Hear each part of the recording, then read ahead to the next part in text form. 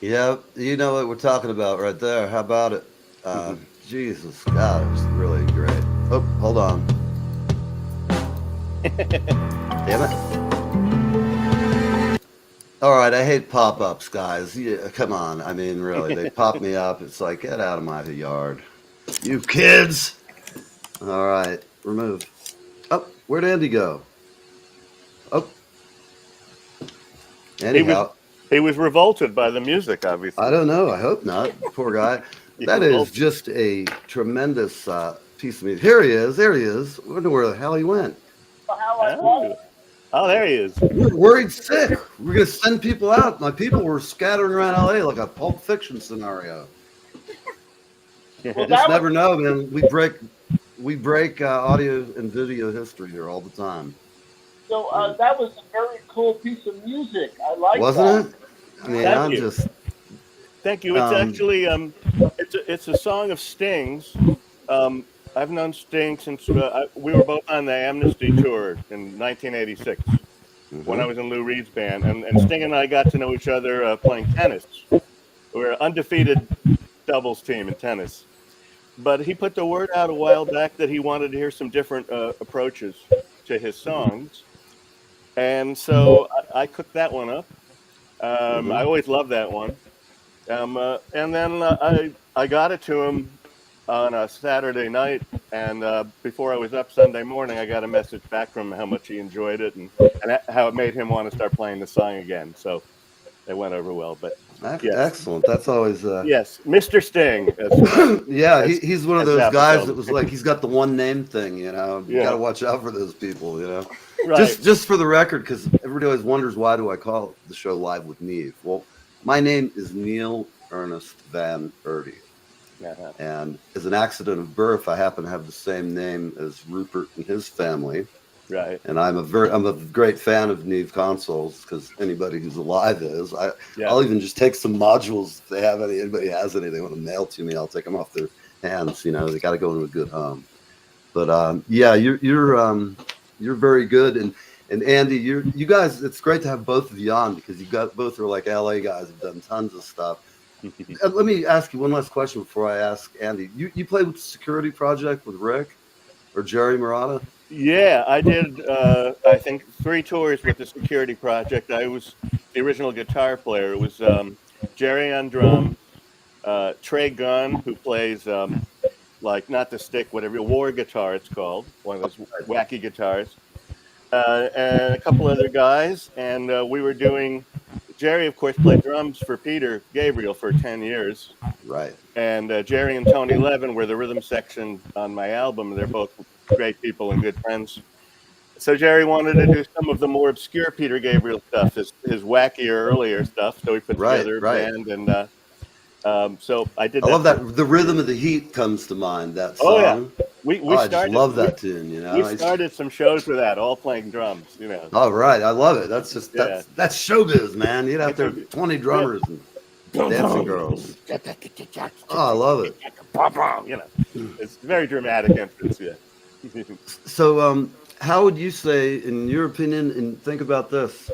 What do you guys think's changed the most in the past 10 years as far as the whole recording scene in like Los Angeles, New York, the advent of home studios, and how's it affected you guys? I know you do it. You probably got great studios, but think about it. Go ahead, Andy. I mean,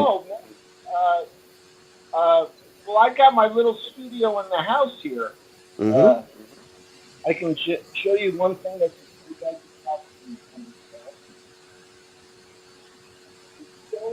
wow, I actually see real like cables and analog things in the rack, which I love. Oh my gosh, I see an ADAT too. I've not had to fight with one in a while. Man, I spent some time crying over those. They were so great when they worked perfect, and I bought the dream. I had 16 of the damn things. Yeah. Yeah, I got a simple ADAT Pro Tools, you know, It's the stuff sounds great. I mean, I have to say, my ADAT, I still have light pipe going into my Pro Tools for the odd ADAT that comes through. You know. What's really cool about I have an Ensoniq Performance Sampler, a 1988 synthesizer. I know exactly what it is. I used to have one, so yeah, wow. And it has an output expander, 8 outputs. Right, so right. I can assign kick drum, snare drum, hat, tom. Right, and then play. It's like an old synclavier kind of a technique, playing it on the keyboard. And it has an optical output from ADAT to the Pro Tools, so it's optical. Perfectly clean, yeah. Oh, unbelievable. Absolutely. We live in a wonderful age. Even though everybody loves, I love the smell of tape burning in the morning. It's the smell of victory, I swear, I smell that tape. I've probably got years of brain damage from it. That's why I am the way. Maybe it explains a lot. I'm a very strong believer in basic track analog. Yeah. All your basic tracks should be analog. I agree. And then when you're done, then you can go to post and go to Pro Tools and edit. But the saturation to tape is the coolest sound in the planet Earth. All the original tape recordings, that's where it's at. Something like a guitar, a chord, a Les Paul, the hands of a great player, and Mesa Boogie cranked up nice and loud. How do you go wrong? I mean, really, it's. Speaking of today, guys, we got to take a moment and think about Jeff Beck passed away, as we know.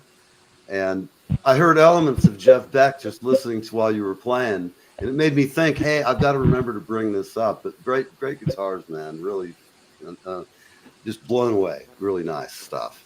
Yeah, you don't get a whole lot better than Jeff Beck. No. And several friends of mine played with him throughout the years, and they all had the same thing to say about him. He's a lovely guy, lot of fun, mischievous, treated people really well, and of course he played like nobody else. You know, he's Yeah, a yeah. fantastic player. Did you ever encounter him back in the early days, like when Blow by Blow, Andy?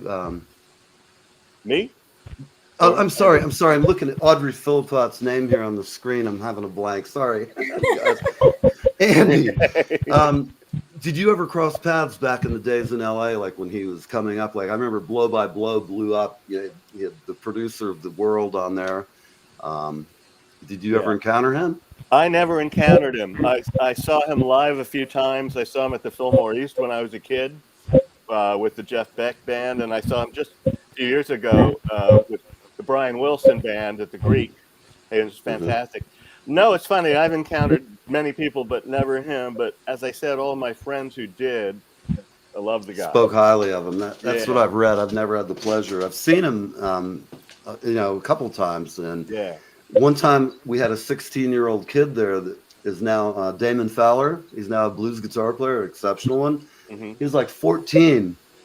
And my wife at the time was 23. She thought we were going to see Beck, not Jeff Beck. She's waiting for some skinny little redheaded dude to come out and sing I'm a Loser, you know? And I looked at her and I'm just like, you've got to be kidding. She goes, when's Beck going to play? I'm like, he is. Was that the beginning of the end? It was leading that way. I was definitely we're getting, there's an age gap. I'm not the first guy to, be 40 and want to marry a 20-something-year-old. It was the dumbest thing I've ever done in my life, but there was some fun. Going for a psycho move. Do you guys know if Jeff Beck ever played with Hendrix? He did. He did. Yes, they jammed together, and they were mutual admiration society. They both thought very highly of each other. It must have been the most amazing jam in the planet Earth. That's all I got. Yeah, well, I know when Hendrix already thought highly of Beck when he came to England, but then when Jeff Beck heard Hendrix play, he actually considered jumping off of a building, he said, because he thought, I have to find an entirely new profession. He said he rewrote all of the rules in one night, and he thought, so Beck was completely blown away, but they were real fond of each other. Oh, man. Is there a video? Is there any archive on that? I don't think so. I've seen photos of them, and they're not really even good photos. A matter of fact, I think in one of the photos, Hendrix is playing bass. Whoa! Playing. He used to play right-handed bass backwards. Upside down. Go figure it. But upside down. Upside down. I had a lefty guitar player do that at times. He'd flip it over. He just was natural at it. It's weird. The brain rewires, Oh, well, his brain obviously didn't work like anybody else's. No. Because most guitars then were right-handed, and I don't think I ever even saw him play a left-handed guitar. Hendrix always played a right-handed guitar, upside down, strung backwards. Yes. Yeah. Didn't Fender make a guitar like that since that is for right-handed people? Yes. I kind of look at it and it's I don't know. It's like cognitive dissonance of some kind when I look at it. Like, I don't know. It's like buying a relic guitar. What do you guys think about that? Buying like a brand new Strat and they like beat it and put blow torches on it to make it look like you've been beating dog shit out of it for 20 years. Call me silly, but I want a virgin guitar. It's the only thing I want virgin in the world, for God's sakes. But I want a brand new guitar that I can put my own bumps and grinds and drop it on the floor, or, have you seen that phenomenon? You guys noticed that out there? Like the Fender Custom Shop, $8,000. Yeah, I've seen them. I've never had to buy a relic guitar because my guitars are already relicked. They're old. That's what I figured. Yeah. Do you have a Fender Jaguar? That's funny you say that. It was the second electric guitar I ever had was a Jaguar. What a great guitar that was. Yeah, I don't have it anymore, and I don't even remember where along the way I lost it or gave it away or someone stole it or whatever, but it was my second guitar was a Jaguar. Sunburst. Unbelievable. Oh, man, that's cool. Bells and whistles. It was like the Rolls Royce of the Fender guitar. It had everything. Yeah, that was my second guitar, Jaguar. Yeah. Wow, that is so cool. It had this built-in thing if you were going to play like surf music, like a mute, A mute, right? and you press That the was mute my and you get automatic mute, and you don't have to use your hands. I know I had a surf band at that time, and we were called the Jaguars. And we had The Jaguars.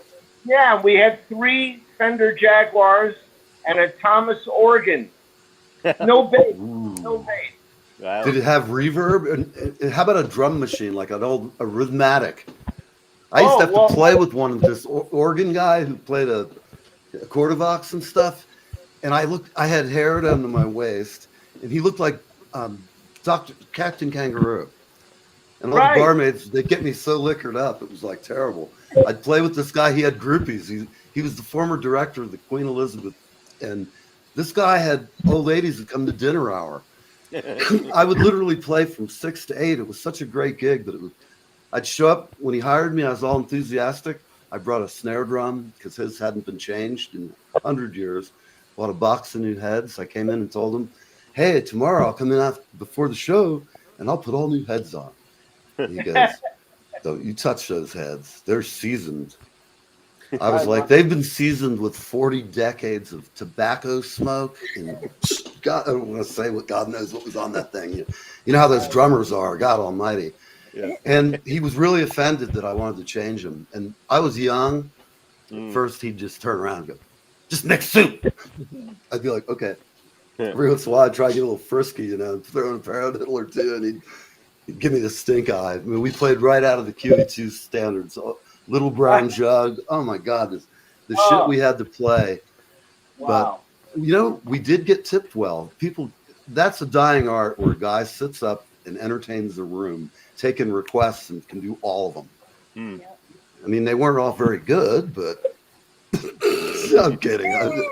He was really good. He was a very talented guy. And when he had his orchestra, it was great. But when we'd go to gigs, his sign said the Orson Score Orchestra, and he had me like George Harrison in those days, and him, Captain Kangaroo. So the pictures looked really kind of weird, and people would come up and go, what are you doing here? And I'm like, I'm getting paid, man. I had a kid, I'm like, I'm getting paid, and I'm going to another gig tonight, and after that, I'm going to the Bottle Club, You got to earn a buck in this biz, a gig's a gig. But so tell me, think about what was both of you guys' first real professional gig where you said, wow, I am like thrilled and I'm making some real money. Like that first time you got some real cash, not just chump change, but you got a check and went, holy shit, this is pretty cool. I'm going to keep doing more of this. Either one of you ponder that comment. I started out playing, original songs and top 40 in my band in 1965, and I booked all the gigs. Yale College and all these universities and yacht clubs in Westchester County, and we won all of the Battle of the Bands. We won every single one of them in 1965 and 66, and our fee was $100 for the band. Ooh. Yeah. $25 each. I'll throw in a 6-pack of Fanta. Right. Oh man, that's the good old days. That was really. Now you get 125. Yeah, they're up to 125 now. Yeah, for the whole band. And you have to march your gear up to the 5th floor. I'm sorry. Yeah, I played the Farfisa organ and played bass with my left hand. The bass, you can still go do that gig tonight, man. Let's go. We're going out. The bass went through an Ampeg B15 bass amp. Right. And my right hand, I took it to Manny's Music in New York and had them install a Leslie cable into the side. Right. So you plug it into a Leslie. Little knobby thing that you don't want to break. So my right hand of the keyboard was going through a Leslie. Oh, that's like, yeah. Cool. It was so fucking cool. I mean, 1965. And then you had to wait till 1980 to get the split on a keyboard, that Insonic you were talking about. I remember having that the first time and thinking, holy shit, you can play bass and, you know, and you have MIDI, like a bunch of other rack shit, and go completely mad. And you know what MIDI means? It means mindless idiots demand the impossible. Yep. Still does. There you go. I don't Andy, know where. I also had a Farfisa organ and an Ampeg B15 flip top. Are you serious? I'm absolutely serious. I got it in 5th grade. I had the Farfisa Compact Deluxe with a little knee pedal that, like a filter thing with your knee. And I had that B15 amp, yeah. Yep. There you go. Wow. Yep. Wow. And you had an Ampeg B15. I did. I wish I had it now. It's a great amp. Yeah, those are not cheap now to get one of those. They're like $5,000 or something. Yeah. Yeah, I wish I had held on to all that stuff.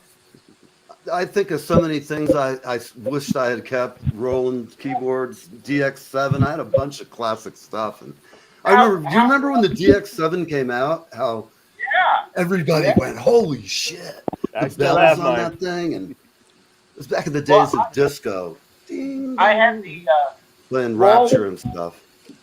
I had the Baldwin electric harpsichord. Did you guys ever hear of that? I've never seen one of those. I heard of it.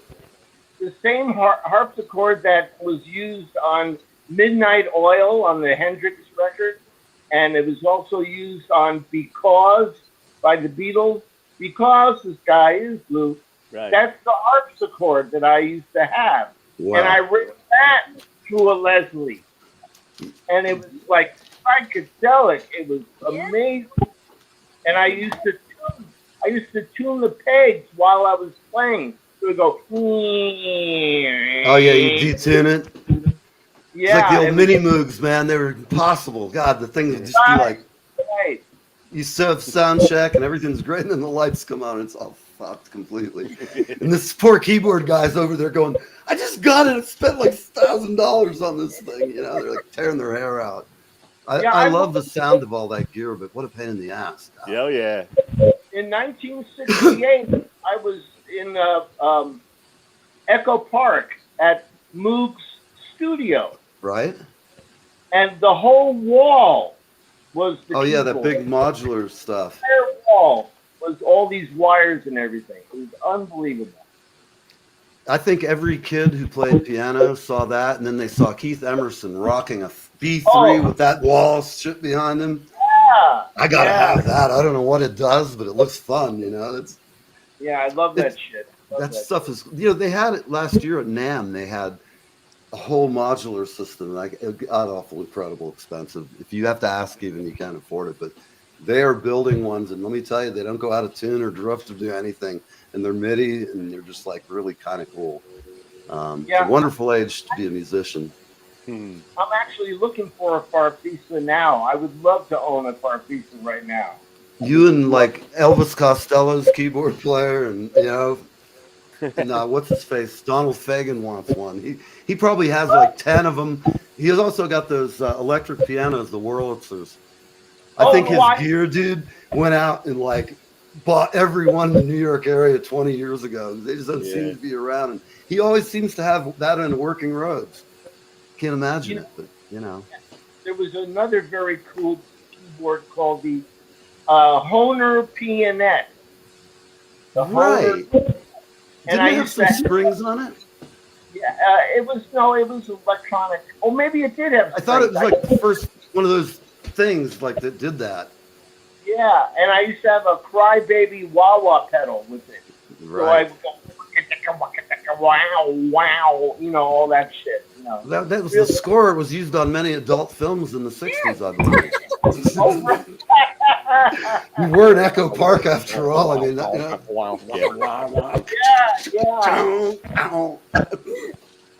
I love it. I'm sorry, you know, we always have to head for the gutter for at least half of the show, and you know, we're not quite there yet. But, we were overdue. Well, you know, rock and roll though is just so full of these great tales because now you've got people like the tour accountants, and those bastards take all the fun out of everything. You know, I reroute their plane tickets. Back in the old days, you could like put somebody on a plane with a green pen and hand them the ticket. and I'm talking like in the 70s. And my boss taught me this, Jeff Arthur, how to upgrade to first class and stuff. Here I'm. This is all alleged, people. At any rate, I don't know if there's a statute of limitations, but we would upgrade people, and you could just like send somebody to give them the wrong ticket. They end up in like Singapore. They think they're going to Chicago. And I'm kidding. It wasn't quite that bad, but that's what I would have thought of. I hate pesky tour accountants. They're always whining about how much money we've spent. And, it's like put them on starvation rations and give me the control of the checkbook. We're up to the races. I think. How about we take this whole show on the road? Fuzz, you can play some guitar. You can play quarterbox and bass, and Mandy can sing like a banshee. I'll take care of drums and vocals and just general fuckery, we could call it. I've got a master's degree, so. All right, hit it. Here, and we're off. One, two. Would you have a fantastic bubble machine? Bubbles are what's up, and confetti guns. Oh, those things are so bad when you get dosed with one, though. If you got long hair, that shit's everywhere. You cannot get it out. That would almost have me go in to get my hair shaved just to give it to the kids, whatever they call it. I look like I joined a cult for a month or two. Oh, yeah. Yeah. We have about a half an hour. No, we don't. We have 15 minutes. So I'm going to play. I have a clip here, Andy, of yours. And let's see what we've got here. We're going to leave that one. How do I do this? Bear with me. Our top crew is missing in action, so you've got me. You're flying. I'm piloting the plane. It's currently on autopilot, and we're good until we land. So stop sharing. There we go. And now we want to present it again. Share screen. Which one? Is it this one? Is it? Nope, it's not Fuzz. It's Andy Kane and Facebook. God, I'll get it right one of these years. Here we go. I think this was at the Grammys, maybe. No, this is a different cut, but yes, I have it, and I'm going to pop it up here. And we're going to let it rock and roll. Oh, boy. Here we go, the big stuff. Okay. Well, Andy, you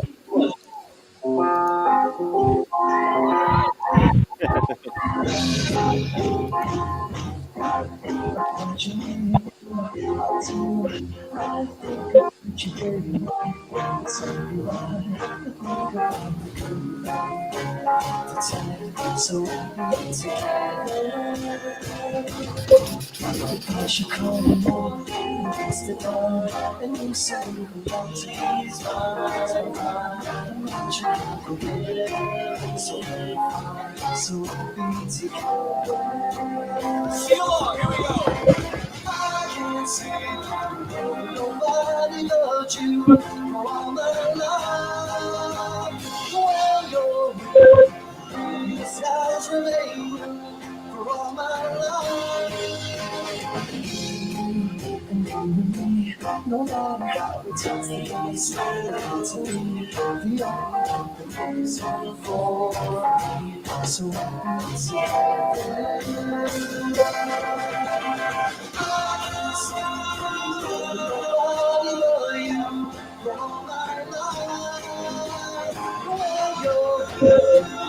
the skies remain blue for all my life. No matter how they toss the dice, it has to be the only one is for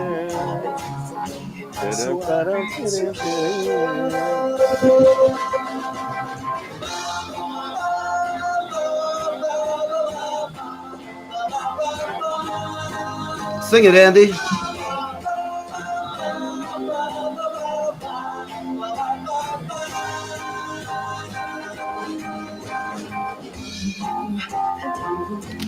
No matter how they toss the dice, it has to be the only one that is for me. So I'll be together. So I'll be together. And how will it feel? So I'll be together. We'll be together.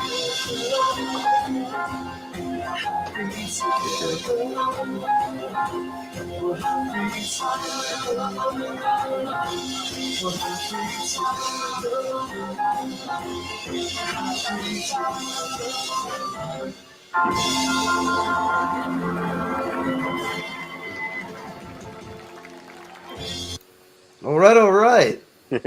God almighty, what a trip down memory lane that is for me. I was approximately 6 or 7 when you guys did that. Hold on, let me get this out of the thing here. Tell me, is that not like just every time you hear a trip back to, I think of California in the summertime, you know, in the sunshine. I was around the Mothers a lot when Mark and Howie were in the band, and heard them play that a lot. So when I hear it, I think of them cavorting with Zappa.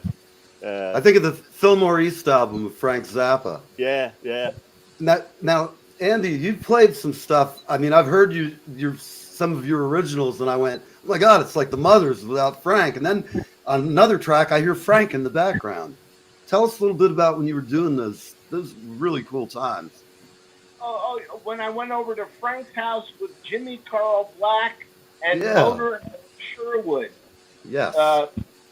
This is after 200 Motels, and we had our Geronimo Black album on Uni Records. But that's right. Jimmy asked Frank to write a song for Jimmy, so Frank said, "Come on over." So Jimmy and I and Motorhead went over to Frank's house, and we went into his living room, and he had a big hole in his living room floor. Is that the big place up like in Laurel Canyon or somewhere that he's had forever? I think Lady Gaga bought it, I believe. And so there was a ladder, and you climb down the ladder in this hole, and there's a grand piano at the bottom of the hole with one microphone. And that's how he recorded the grand piano, at the bottom of this hole. Well, he didn't need a 480 lexicon or anything. He just had that ambient space, move your mics around and get the reflection points. That's cool. I did not know anything like that's cool. Or a Neumann, who knows what he had, but whatever. It was amazing. So that is on YouTube.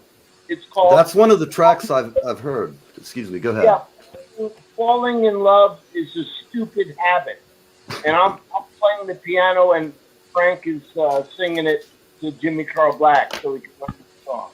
Pretty cool stuff. I think it's maybe the progenitor to Broken Hearts Are for Assholes. Same kind of song. You just got a little more, bite to it, maybe. Hey, Gina, you have a great one. Frank, when I was a kid, I heard Frank Zappa and went, I got to play this. The first thing I heard was Apostrophe. That album came out. It was about 73 or 4. I was a young kid, and I'd take music lessons, and I would trade my services for music lessons at this place. And I'd shine guitars. We had all this cool stuff, Gibson, Fender, and Rickenbacker. And man, being a little guy and going in there and being able to touch one at that point was, it was like, oh my God, I don't want to break it, terrified. But those days were great. Like you talk with Fender Rhodes and things. Getting back, hearing George Duke and Chester Thompson playing on Apostrophe, I started trying to learn these songs. And, of course, my stepdad's having to listen to it on the weekends. And he went from thinking it was cool. He didn't mind Crosby, Stills, Nash and Young, but all of a sudden he's hearing, watch out where the Huskies go and don't you eat that yellow snow. And according, with a drummer between the age of, say, 9 and 14 really playing a lot of it. I know why people snap and kill children. I'm the poster boy, man, It's like, kids in the basement, we're going to have to take him out and whack him, But it didn't happen, and here I am to now, amuse the world, or at least myself, along the way. Yeah.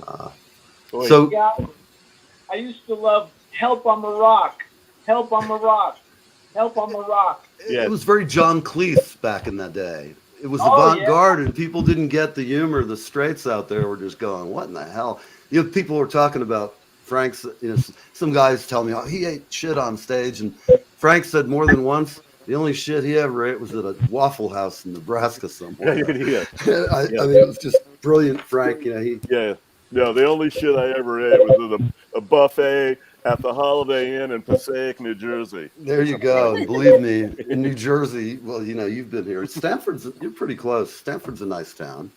Yeah. And, Yeah, no, Andy, I just saw very recently, you would know these guys, Bunk Gardner and Don Preston, two of the early mothers just did a concert maybe 2 months ago.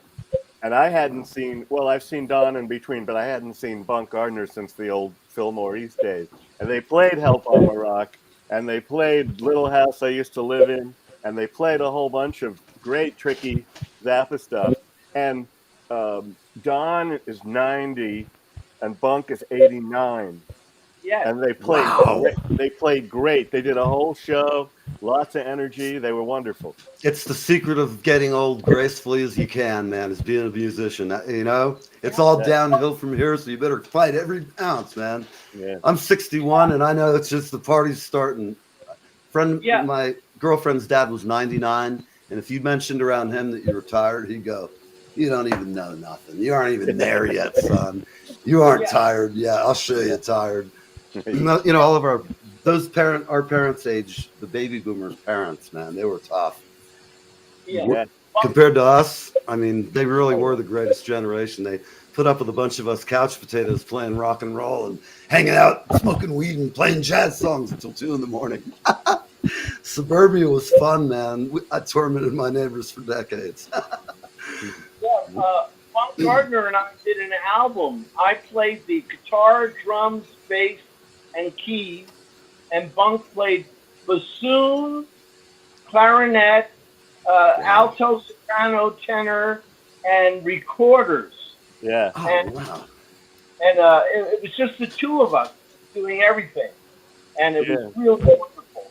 It was called Elmer and Fred. That's cool.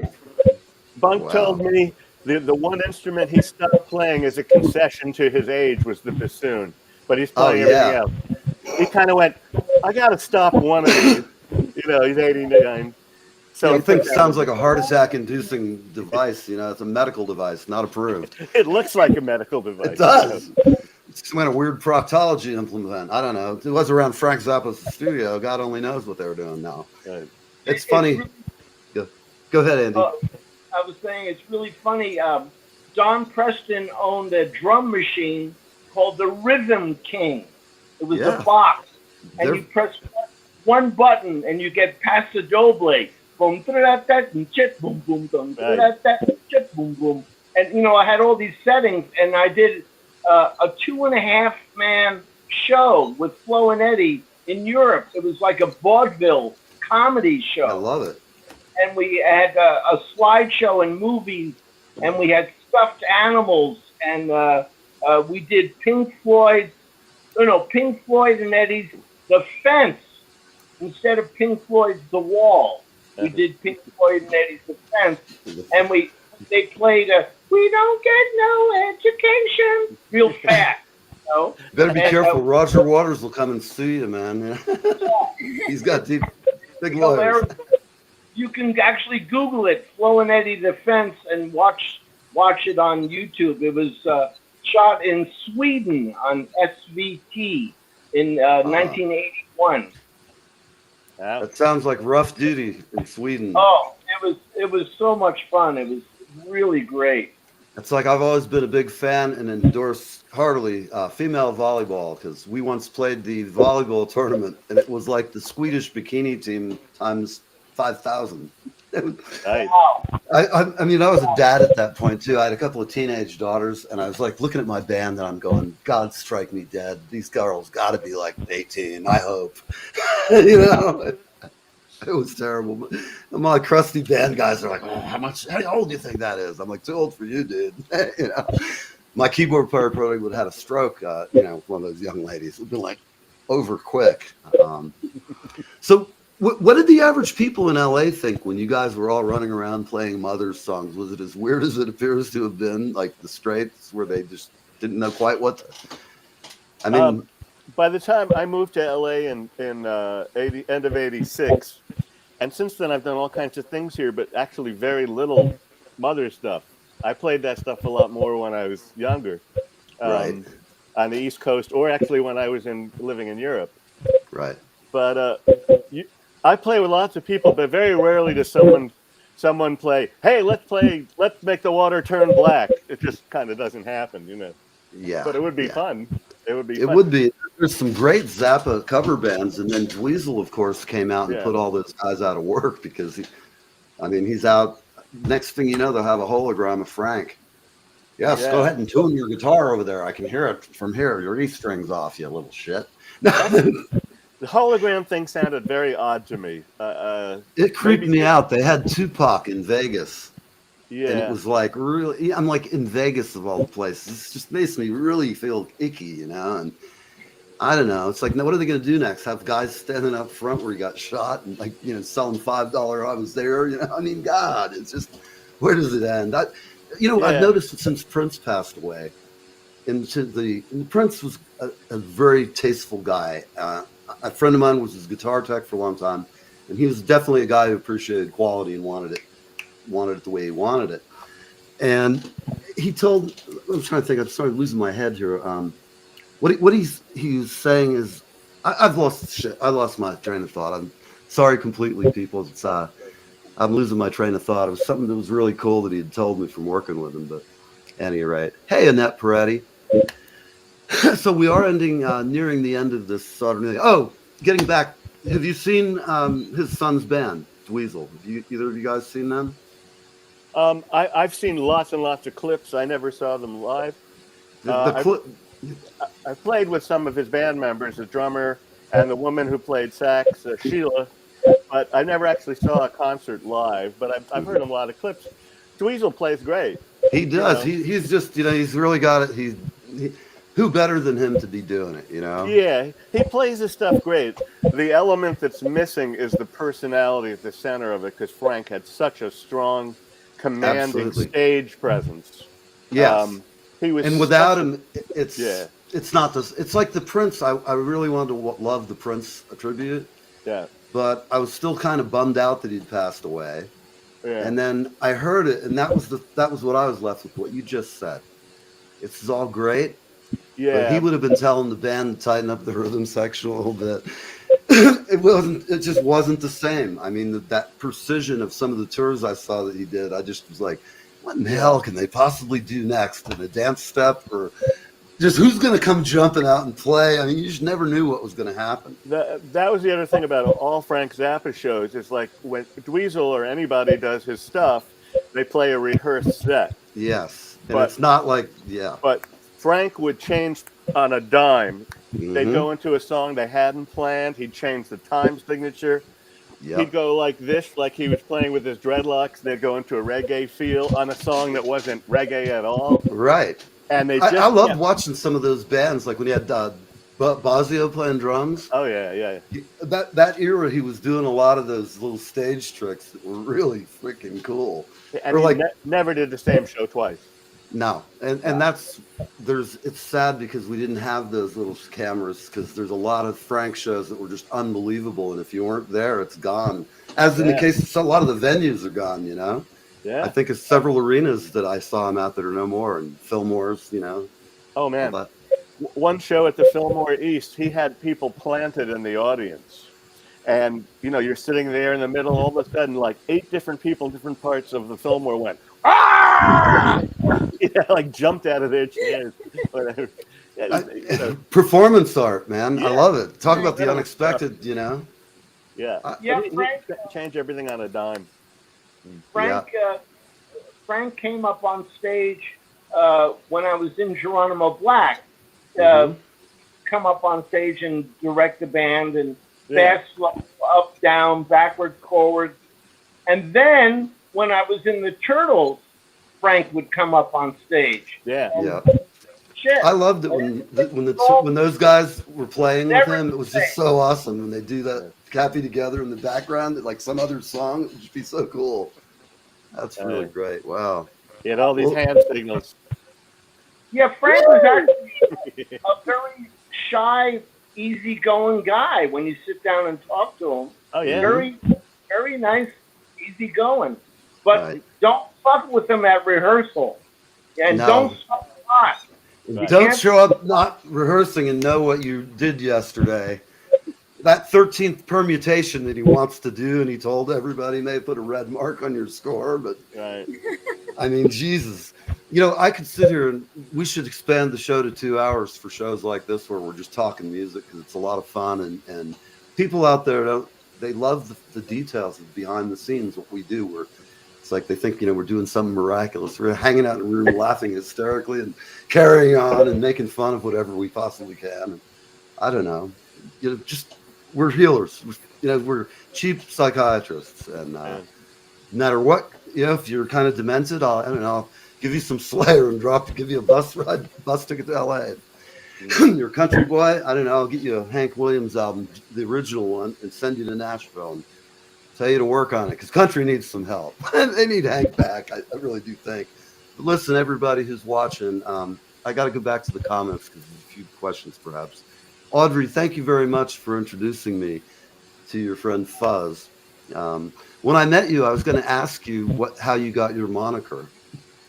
It was when I was living in Rome. I was 14, and it was all new to me. It was English-speaking school, but I went there. I wasn't quite sure what was going to happen.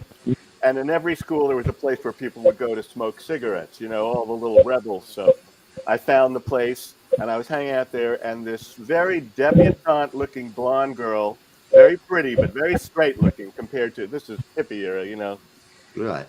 came sidling up to me, and she went, "Got any dope?" Anyway, we became fast friends.